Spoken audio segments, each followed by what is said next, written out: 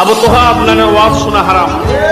ওয়াজ শোনা যেহেতু সে আলেম নয়, ওয়াজ করবেন আলেমে, সাধারণ পাবলিকে বাংলা কিতাব পড়তে পড়তে চর্চা করতে পারবেন, মাগার ফতোয়া দিতে পারবেন না।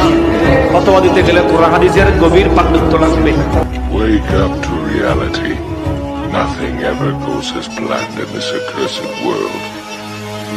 এই বাংলাদেশে 1500 বছরে এমন একজন লেকচারার আছে দেখাস না, ইয়াং বয়স, অনেক দাঁড়িয়ে ব্যাখ্যা করলো আবু তোহা মোহাম্মদ আপনাদের ইয়াংলি ওয়াজ করে হাতে বাংলাতে মহব্বতে হাতে কইয়ে আর বাইতেও একজন দাঁড়িয়ে আল্লাহকে এভাবে বলা ঠিক না।